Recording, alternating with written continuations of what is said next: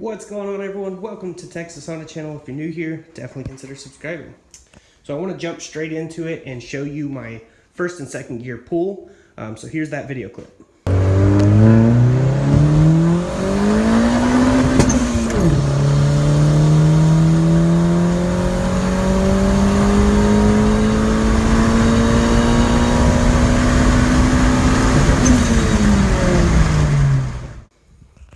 As you can see, my first gear goes to 50 and my second gear goes to 95.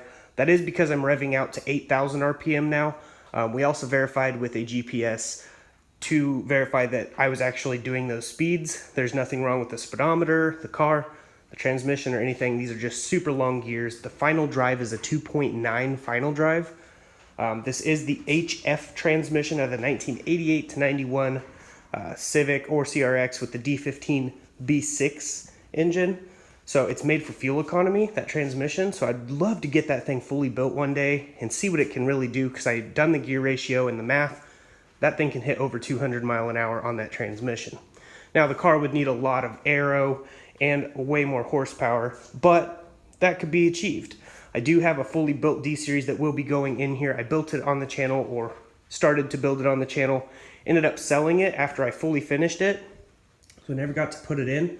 But the guy I got this EF from, whenever we did the K-swap EM2 and we traded it for this, he's the one with the engine. He'll be bringing it down from Indiana.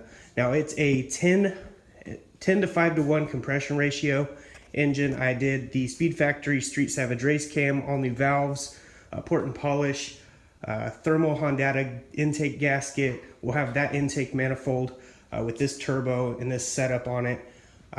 It has ARP head studs, forged rods, full Teflon coated pistons, and it's going to be a beast. So I definitely can't wait to get that in here, because this D15B does great, but I really want to feel that power of that fully built engine. But yeah, just wanted to show you the first and second. It's crazy long on this. So yeah, over here we have the window crank. I'm going to be replacing the stock one with the aftermarket one. I already did the driver's side. Okay, so this is the driver's side window crank now.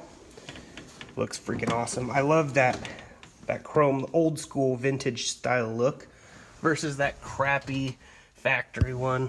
So yeah, we're gonna go ahead and replace that. I already installed the fuel gauge right here. I'll put a little video clip so you can see. Works great. When I rev it, the fuel pressure goes up, and now I can actually see what the pressure is. So when I get the fuel pressure regulator adjustable part put on, then I'll be able to adjust it. But I'm gonna go ahead and show you how I'm gonna be doing this, so let's get to it. Okay, so I wanna show you real quick how these come off. If you didn't already know, there's a little clip in there. You can get to it from either direction. So if we turn this around, you can push them out from down there. But since I have this one set up this way, what I can do is basically just stick the flathead in, and they always shoot out like that, so I really hate those things. But this will eliminate that problem. So this piece right here will basically just go on there, but we have to take the Allen bolt here out, and then you'll see that there's another Allen spot in there. That Allen spot in there will actually clamp it down, and then we put this part on and tighten it down, and that's pretty much it. So I'm gonna go ahead and do that. Okay, I'm gonna leave a link in the description for this as well, but I went ahead and unloosened that Allen, and then this pops out. There's an Allen bolt in there, so I'm gonna go ahead and loosen that up a little bit. Once you get that loosened up, this thing will basically just slide on like that, and we tighten this down.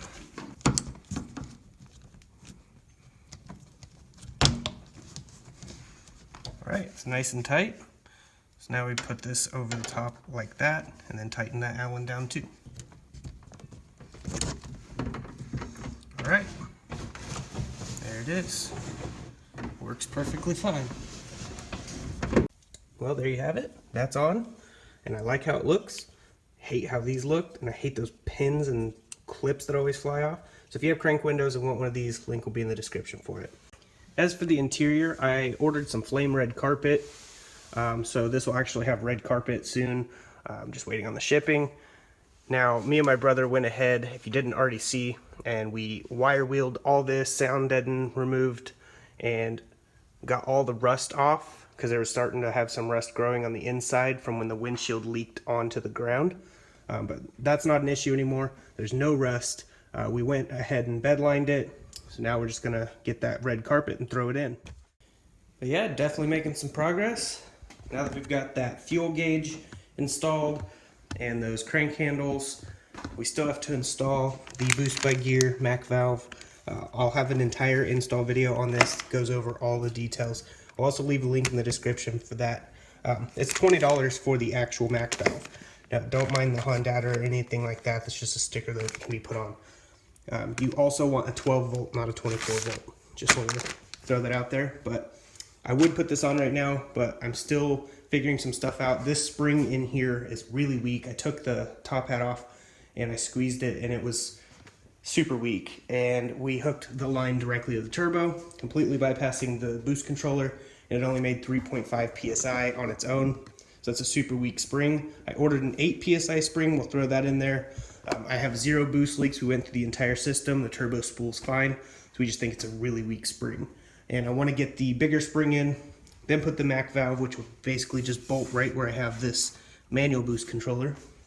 Put that in, run the 2 wires to the computer, and then Michael will go through and adjust all the boost by gear stuff, which is really cool. I love boost by gear.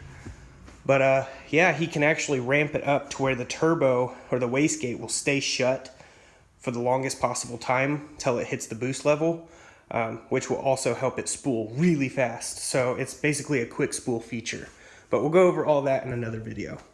So definitely stay tuned for that. If you guys didn't see on my other channel, I made this paint mixer 3000. It helps mix paint up like spray paint.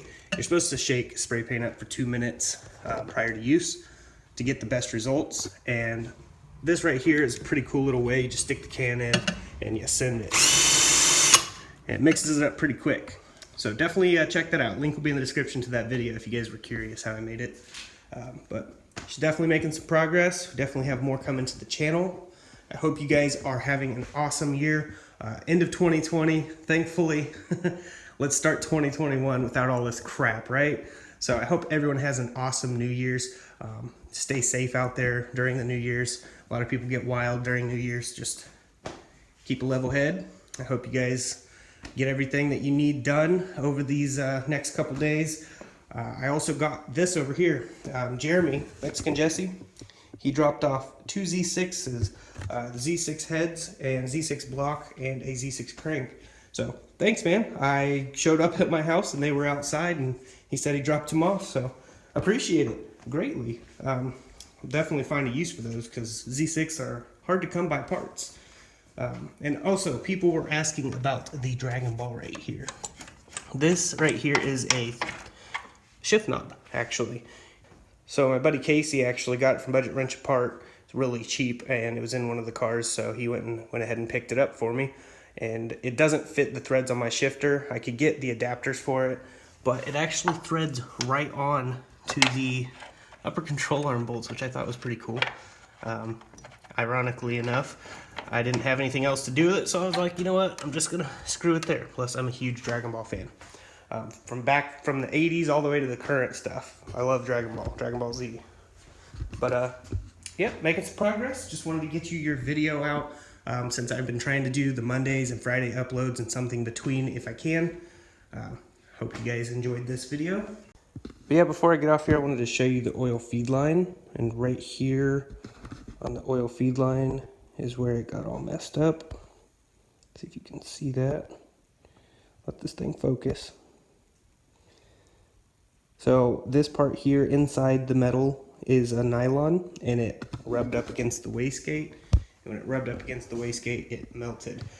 Right here is a picture on screen. That's how close it is right now. It doesn't touch, the heat doesn't affect it. So I'm happy with how that's working. But this oil feed line, it touched, and that's whenever we had the issue. So that really sucks because it was a brand new oil feed line, but I ended up getting one with a 90-degree elbow, which is what I should have done from the beginning. Yeah, I'm gonna go ahead and get off here, guys. I hope you guys have an awesome New Year's. Stay safe out there, And see you guys in the next video. As I like to say, God bless, stay safe, stay awesome.